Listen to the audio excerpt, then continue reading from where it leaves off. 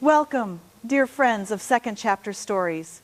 It is always a privilege to have you here in this warm circle of voices and shared journeys. This channel exists for one purpose: to honor the real, unvarnished stories of people in the second half of life. Stories of courage, of quiet endurance, of rediscovered light. And today, as you listen, you may find a piece of your own path reflected back to you. A reminder that transformation can still arrive even after many long years of struggle. Tonight's story is about Helen McAdams, 70 years old, living in the gentle, rain-soaked rhythm of Portland, Oregon. She has endured decades of restless sleep, nights that stretched endlessly, filled with worry and fatigue. And now, standing on the other side of a small but extraordinary change in her evening routine, she carries a fragile but genuine sense of hope. She is tired, yes, but she is awakening to something new. Let us begin where her days so often begin, in the stillness of early autumn, by the slow gray waters of the Willamette River. The morning light drifts quietly into Helen's apartment, filtered through sheer curtains that sway ever so slightly in the cool air. A kettle hums on the stove, a familiar companion marking the start of her day. On the windowsill, her houseplants lean toward the pale sun, their leaves trembling as if whispering encouragement. From a distance, her life looks serene, almost idyllic. Neighbors believe she is managing well. She offers them a polite smile, the kind she has practiced for years, as she brushes her silver hair and applies a faint touch of lipstick. Yet beneath that polished surface lies a fatigue so deep it clings to her bones. For more than 40 years, sleep has been something she chases, never something she receives. Her rest comes in fragments, brief, shallow, fragile. Some mornings her hands tremble as she lifts her teacup. Other mornings her legs feel unsteady, as if the world beneath her is slipping. It is the kind of exhaustion only those who have lived many years can truly understand. Loneliness adds its shadow. Her husband passed a decade ago, and the nights became longer after that, nights when the silence pressed against the walls like a cold tide. During the pandemic, when the world closed in on itself, her isolation deepened. The community library where she once worked closed temporarily. Senior centers canceled gatherings. Friends moved away or drifted quietly into their own private struggles. Still, Helen pretended she was doing fine, pretended that aging was simply another chapter she could read her way through. But in truth, she feared something she rarely admitted aloud, that time was tightening around her, that her sleeplessness was becoming a quiet prison, and that she no longer had the strength to fight it. On this particular morning, she stands by the window, watching the river slide past like a silver ribbon pulled by unseen hands. There is beauty in the scene, the shifting clouds, the soft rustle of leaves, but there is also a fragile tension in the air, as if the season itself is holding its breath. Something is about to change, not through a miracle, nor through anything dramatic, but through a single, almost modest shift, one that will alter the rhythm of her nights and the shape of her days. She does not know it yet, but the truth is already moving toward her, steady as the river outside her window. And so we enter her story quietly, reverently, at the edge of a life that is beginning to stir again. Rain had been falling since late afternoon, the kind of steady, unhurried rain Portland knows well, soft enough to lull the city, heavy enough to carry a quiet ache. By the time night settled, it pressed against Helen's bedroom window like an insistent hand, tapping, whispering, reminding her of the long hours ahead. She lay beneath her quilt, eyes open in the muted darkness. The clock on her bedside table marked the passage of time with a faint pulse. When she finally glanced at it, the hands pointed to a little after 3 o'clock in the morning. Another night without rest. Another night of thoughts unraveling like threads she could not gather back. Her chest felt tight, a trembling pressure that rose whenever exhaustion overwhelmed her. She worried about her heart, her blood pressure, and whether she could keep up with her medication if prices continued to climb. Only the week before, she had overheard a conversation at the pharmacy, someone mentioning shortages, someone else complaining about the cost of refills. These small snippets planted seeds of fear that grew most fiercely in the dark. Outside, the rain intensified, streaking the glass with silver trails. The room grew colder. Helen's children were far away, one in Seattle, navigating his own busy life, the other in Toronto, juggling work and a family of her own. They loved her. She knew that. Yet distance created its own form of silence. She did not want to burden them. She never had. But loneliness gathers weight in the early hours, and on this night, it felt heavier than usual. Helen's thoughts turned in tight circles. What if I lose my independence? What if I can no longer live on my own? What happens to a life when sleep is no longer its anchor? The worry rose until she could no longer remain lying down. She pushed herself upright, though her head spun slightly as she did. The quilt pooled around her waist. She held the edge of the blanket with both hands, gripping it as if it were a lifeline. The faint hum of the refrigerator in the kitchen, the ticking of the living room clock, sounds that usually offered comfort now felt distant, almost unreachable.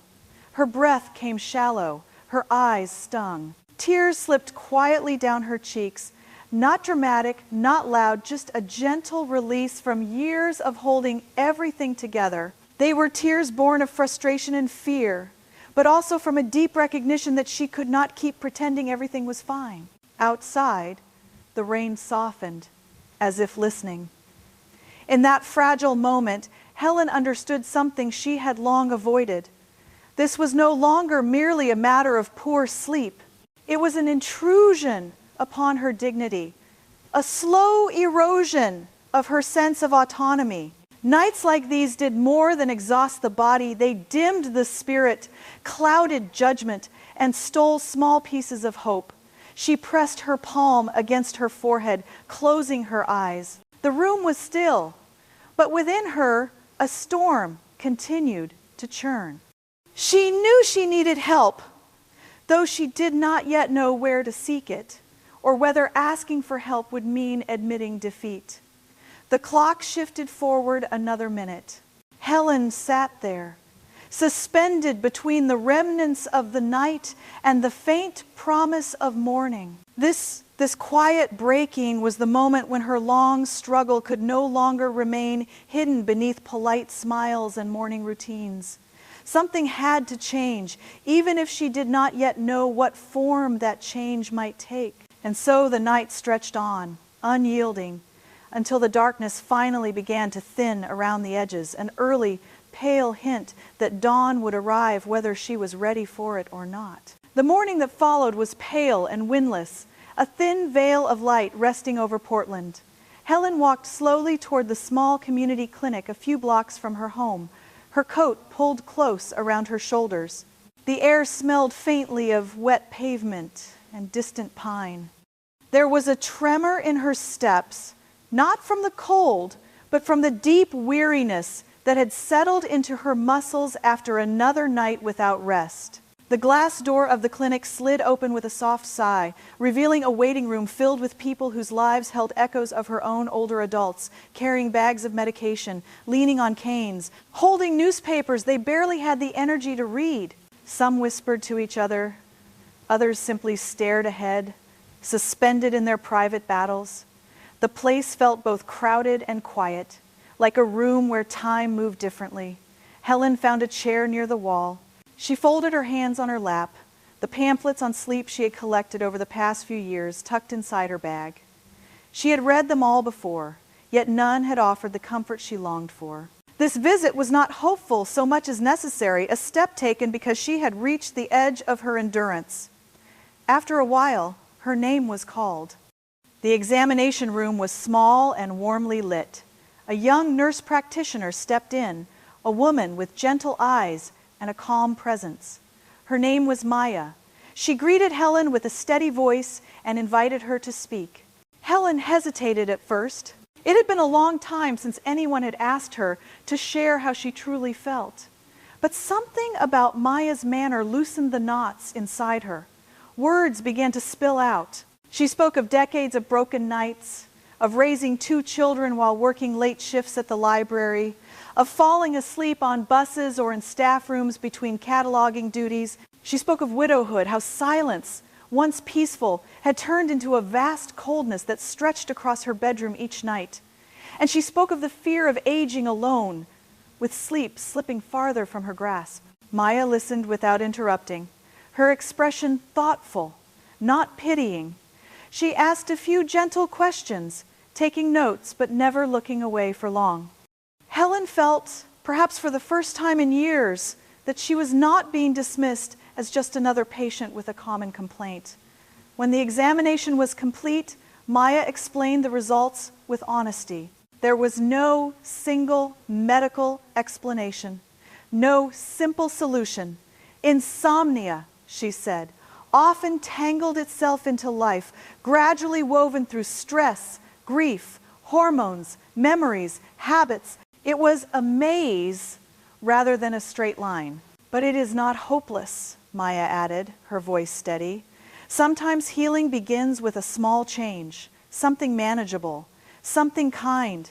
These words rested in the air, gentle yet persistent, as though inviting Helen to breathe differently. Maya handed her a few pamphlets, though these felt different from the others Helen had gathered over the years. They were not filled with stern warnings or complicated instructions. They spoke instead of routines, of rhythm, of small evening rituals that prepared the mind for rest. They suggested a softer approach, one grounded in compassion rather than discipline. Helen thanked her quietly and stepped back into the daylight. Outside, a faint breeze stirred the leaves along the sidewalk, carrying with it the distant sound of traffic and a hint of autumn's crispness. She began walking home, the pamphlets held lightly in her hand. She did not feel hopeful. Not yet. Hope was too fragile to hold after so many years of trying. But she felt something different, a slight shift inside her, like the faintest movement of light beneath a closed door. A sense of being seen, of no longer carrying her burden in complete solitude. For the first time in a long while, she slowed her steps not because she was tired, but because she wished to stay a moment longer with the feeling that perhaps, just perhaps, a path forward existed. It was narrow and uncertain, but it was there. The river waited in the distance, flowing steadily as it always had. And Helen, holding her coat a little less tightly now, made her way home through the soft, gray Portland afternoon. The late afternoon light in Portland has a way of softening everything it touches. On that day, as Helen walked home along the quiet neighborhood streets, the maple trees glowed in muted shades of amber and gold. Their leaves drifted gently to the ground, spiraling like slow-moving memories returning to her after years of silence. The air carried the scent of damp earth and early autumn wood, and for the first time in many weeks, Helen allowed herself to walk without hurry. Halfway down the block, a small moment stopped her. A father was reading aloud to his daughter on their porch, his voice warm and patient as the child leaned against his shoulder. The scene, so simple and ordinary, loosened something deep within her. It summoned a memory she had nearly tucked away. Her husband sitting at the edge of their bed, a book in hand, his voice weaving stories into the quiet hours before sleep. It had been their ritual for decades, one that softened the edges of every day. When she reached home, the apartment felt different, not because anything had changed, but because she carried a gentler awareness of the life she once knew. She placed her coat on its hook, filled a glass with water, and sat at her small dining table. The pamphlets Maya had given her rested like folded promises. She opened them slowly, reading each line with a care she had not allowed herself before.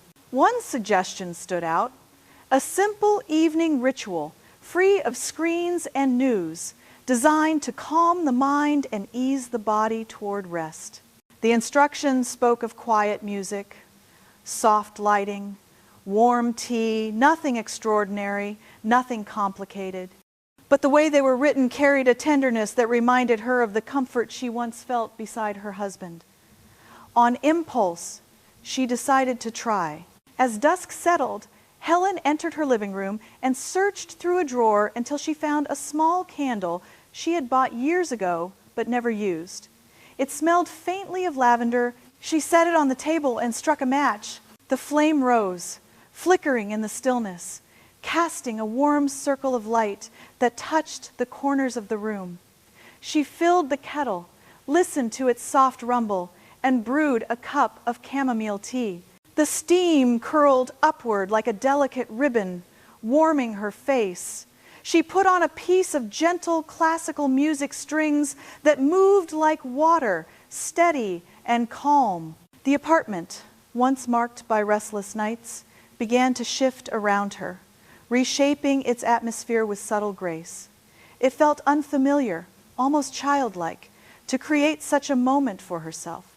She sat in her armchair, holding the warm mug between both hands, watching the candlelight shimmer. Her heartbeat slowed, her breath deepened. The tension in her shoulders eased as though guided by an unseen hand. When she finally went to bed, she did so without the television murmuring in the background, without the news flashing images of worry into her mind. She lay beneath her quilt, the faint scent of lavender lingering in the air. Sleep did not arrive like a miracle. She did not sink into deep rest the moment her eyes closed, but something small shifted. Instead of drifting in and out, she slept in a longer stretch than usual, the kind of sleep that offers a brief but meaningful refuge. When she awoke, it was not with the usual jolt of fatigue, but with a quiet curiosity. Had this little ritual truly made a difference? She touched the edge of her pillow, surprised at the softness of the morning. There was still tiredness in her bones, but beneath it, there was also a fragile spark, as if the long, unbroken night had finally cracked just enough to let in a sliver of light. That day, she moved through her home with a steadier rhythm. She watered her plants, opened her curtains wider than usual, and let the cool air drift in. The candle, now extinguished, remained on the table, a small reminder that even the gentlest acts can carry a quiet strength. She did not name it hope, not yet, but she carried the possibility of it, folded carefully inside her like the beginning of a letter she had not finished reading. And as the sun set again that evening, she found herself reaching for the candle almost without thinking, as though her hands remembered something her heart had only just begun to understand. The weeks that followed unfolded with a gentleness Helen had almost forgotten was possible. Each evening, she lit her small lavender candle, brewed her tea, and allowed the quiet music to guide her steadily toward rest. The ritual did not erase her sleepless decades, but it softened them. Night by night, her body began to remember the meaning of stillness. There were moments, small, precious moments, when she woke after a longer stretch of sleep, sunlight resting on her pillow like a blessing she had not dared to request. She moved through her mornings with a calmer rhythm, her hands less shaky, her thoughts less clouded. Yet transformation, especially at her age, rarely moves in a straight line. One Tuesday afternoon, as she sorted through her mail, a crisp white envelope caught her eye. It bore the familiar stamp of her housing management company. She opened it with the same quiet resignation she used for all official letters. Inside was a notice, a rent increase, effective soon. Not catastrophic, but steep enough to stir a ripple of fear through her. She read the letter twice, her breath tightening. The gentle progress she had made seemed to falter under the weight of those printed numbers. The fragile balance she was building felt suddenly uncertain. She placed the letter on the table, pressing the edge of her hand against it as if she could somehow hold the problem still. That night, the ritual felt different. The candle flickered, but its glow seemed thinner. The music played, but her mind raced ahead, calculating expenses, imagining worst-case scenarios, hearing echoes of past worries she thought she had outgrown. When she lay down, sleep hovered at a distance, elusive once again. In the days that followed, she reached out to her children. Her son in Seattle answered between meetings, his voice warm but hurried. Her daughter in Toronto promised to call back soon, the sounds of small children echoing behind her. Helen ended both conversations with reassurances. She did not entirely believe, "I am managing. Do not worry." She closed her phone gently, her heart carrying the familiar weight of guilt. She did not wish to trouble them.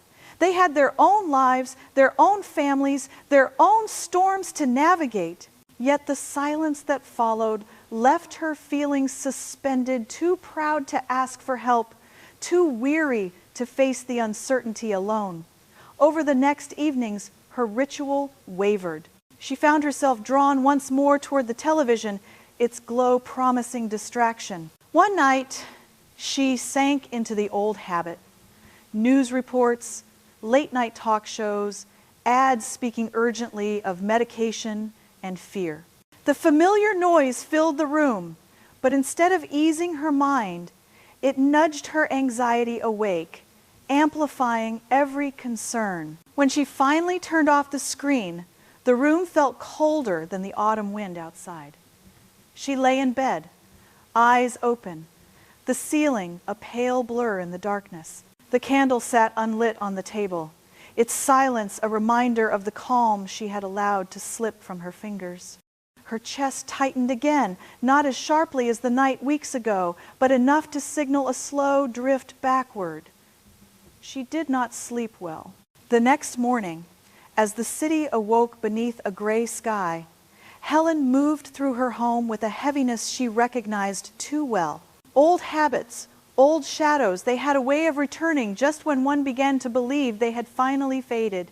And yet, as she stood by the window, watching the river move with its steady, unhurried certainty, she felt something stir within her. It was not strength exactly, nor defiance, but a quiet objection, a refusal to lose the progress she had fought so hard to create. She walked to her table, picked up the candle, and ran her thumb gently along its smooth surface. It was a small object, but it held the memory of the first night she felt even a hint of calm. She realized then that change was not a single act, but a commitment renewed again and again, even in the face of fear, even when the world pressed heavily against her. And with that recognition, she set the candle back in its place, ready, though not without trembling, to begin again. The night after her moment of hesitation passed in uneasy fragments. Helen drifted in and out of shallow rest, never fully sinking, never fully waking, her mind caught between fatigue and the lingering echo of worry. When the first pale light of morning touched her curtains, she felt its presence more than she saw it. A soft shift in the air that told her the darkness had finally loosened its grip. She rose slowly, her joints heavy, but her breath steadier than she expected. The city outside was wrapped in a thin veil of mist, the kind that softened rooftops and blurred the distant bridge into a watercolor silhouette. She wrapped a scarf around her neck and stepped out into the cool air. Something within her urged her toward the waterfront, as though the river itself was calling her back to a place where clarity was still possible. The walk was quiet. Leaves clung to the wet pavement, and the faint scent of rain lingered in the morning breeze. When she reached the river, she paused at the railing, looking out at the slow, measured current. It moved with a certainty. She envied a steady rhythm that held its shape despite storms, despite seasons, despite the changing world around it. She stood there for a long while, her breath forming small clouds in the cool air. And then, softly, Maya's words rose within her. Sometimes one small change becomes the doorway to many. It was not the type of advice she would have believed easily in her younger years. Back then, she had lived by schedules, responsibilities, long lists of tasks. Change came through effort and planning, not through a quiet ritual at dusk, but age had softened her understanding. She had begun to see that life often shifted not through force, but through gentleness, through small acts of care, repeated faithfully. As she looked out over the river, she realized she faced a choice. Not a dramatic one, not the kind that reshapes lives overnight, but a simple, essential choice to continue walking toward the light she had just begun to rediscover, or to let old fears return her to the restless nights she had known for far too long. Her fingers tightened around the railing. Her breath steadied. She chose, not with a declaration, nor with a sudden burst of courage, but with a quiet, resolute decision that settled into her like the first warm ray of sun breaking through morning fog. When she returned home, she moved with a calm intention. She picked up the letter about the rent increase, placed it neatly into a folder, and made a note to speak with a financial counselor at the community senior center. She did not hide from the problem. She simply placed it among things she would address with a clearer mind. Then she opened her notebook and wrote 2 new commitments. Tai Chi on Tuesdays by the waterfront. Community meetings on Fridays. She looked at the words for a long moment, letting them settle not just on the page, but in her heart. Later that afternoon, she called the senior wellness group she had heard about months ago but never had the energy to join. A gentle voice on the line welcomed her warmly, explaining that the Tai Chi class was guided by a retired physical therapist who loved working with older adults. They assured her she would be met with patience, with community, with kindness. That assurance alone felt like a balm. As evening approached, she reached for her candle with hands that no longer trembled. She prepared her tea, letting the chamomile steep slowly, watching the steam coil upward like a soft invitation to calm. She turned on the music, the same gentle strings that had soothed her before. But this time, the ritual felt different. It was no longer an experiment or a tentative hope. It was an act of devotion, a promise to herself that she would protect this fragile space she had carved from years of unrest. When she lay down that night, the world outside was quiet. The candle glowed with a steady flame before she blew it out, its last flicker lingering in the darkness like a whispered blessing. Sleep came not instantly, not perfectly, but more deeply than before, settling into her like a long-awaited visitor. And when morning arrived, its light reached her gently, as if acknowledging the steps she had taken. She rose with a steadier spine, a softened gaze, and a renewed sense of belonging to her own life. The city outside was waking, but inside her, something far more important had begun to awaken as well. A truth she had nearly forgotten. It is never too late to choose oneself. Early winter arrived quietly in Portland, softening the edges of the city with a cool breath that drifted through bare branches and lightly frosted rooftops. Helen felt the change in the air each morning as she stepped onto her porch, her hands wrapped around a warm mug. The cold no longer carried the same heaviness it once did. Instead, it felt like a gentle reminder that seasons, whether in nature or in life, shift at their own patient pace. Inside her home, she moved with purpose. The living room, once shadowed by sleepless nights, now held a sense of welcome. She placed a knitted throw over the armchair, arranged a circle of cushions on the carpet, and set out a small tray of teacups on the low table. A faint trace of lavender lingered in the air, born from the candle she usually lit at dusk but had decided to ignite early today just to warm the room with its familiar glow. Tonight would be the first gathering of her Better Sleep Circle, a small idea that had grown quietly in her heart ever since she found herself standing by the river at dawn. She did not know how many would come. Perhaps 2? Perhaps 5, perhaps only Margaret, her quiet neighbor from down the hall, who had recently confessed to her that she, too, had been waking at odd hours in worry and silence. Helen did not mind. What mattered was the act itself, the opening of her home, the extending of a hand, the acknowledgement that healing sometimes needed a shared space. Before the guests arrived, she sat at her dining table, took out a sheet of stationery, and began writing a letter to her children. She chose her words slowly, tracing each sentence with calm intention. She did not ask for support. She did not mention the rent increase or the night when fear had almost taken her back to the beginning. Instead, she wrote of her new ritual, her Tai Chi mornings by the waterfront, and the small community she hoped to build in her living room. She told them she was discovering a new steadiness within herself, one shaped not by certainty but by resilience. She signed the letter with a simple line, "I am learning to rest again." Truly rest, and I want you to know that. She folded the letter gently, placed it in an envelope, and set it aside for tomorrow's post. The room grew quieter as evening approached. Light from the candle danced gently across the walls, catching on framed photographs, on the glossy leaves of her houseplants, on the soft fibers of the knitted cushions.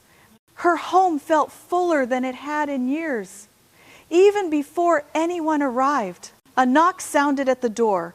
Helen rose, smoothing the front of her sweater, and opened it to find Margaret standing there with a hesitant smile, her scarf dusted lightly with winter air. Behind her stood 2 other neighbors' faces. Helen recognized from passing conversations in the hallway people she had nodded to politely but never truly spoken with. They carried small gifts, a tin of cookies, a packet of herbal tea, a folded blanket. But their most significant offering was unspoken, the willingness to step inside, to share a quiet corner of their lives with someone who understood the fragility of the night. As they entered, Helen felt a soft warmth spread through her chest. It was not pride. It was not triumph. It was something gentler, a recognition that her journey, though far from complete, had already branched outward in ways she could not have predicted. They settled into the living room, their voices low at first, careful, searching. But gradually, as the candle flame flickered with steady patience, their words grew more open. They spoke of restless nights, of memories that arrived uninvited in the dark, of worries about health, about aging, about the strange loneliness that seemed to settle more deeply with each passing year. Helen listened. She shared, and the room, once a place of solitary struggle, became a small sanctuary of understanding. Later, as the gathering came to a close, her neighbors thanked her, one by one, promising to return the following week. Helen watched them walk down the hallway, disappearing behind their doors. When the last footsteps faded, she closed her own door gently and leaned against it for a moment, letting the quiet settle once more around her. The candle still burned on the table, its flame unwavering. She stepped toward it, breathed in the familiar lavender, and felt something lift inside her, a sense of possibility, calm yet alive. Her life was not suddenly simple. The uncertainties remained. The finances, the frailty that age sometimes carried, the long-term questions she did not yet know how to answer. She understood that challenges would come again. Nights would still waver. Shadows would return in modest shapes. But she was no longer standing alone in the dark. She walked to the window and looked out at the city. The winter evening stretched before her, open and quiet, like a chapter waiting to be written. And there, in the soft glow of the candle, she whispered to herself, not as a promise, but as an acknowledgement of truth, there is still another evening ahead. Another beginning. Dear friends, thank you for spending this time with Second Chapter Stories. If Helen's journey touched your heart, if it reminded you of your own resilience or the quiet courage of someone you love, I invite you to support this channel. Your like, your share, and your subscription help these stories reach others who may need a gentle reminder that renewal is always possible at any age, in any season.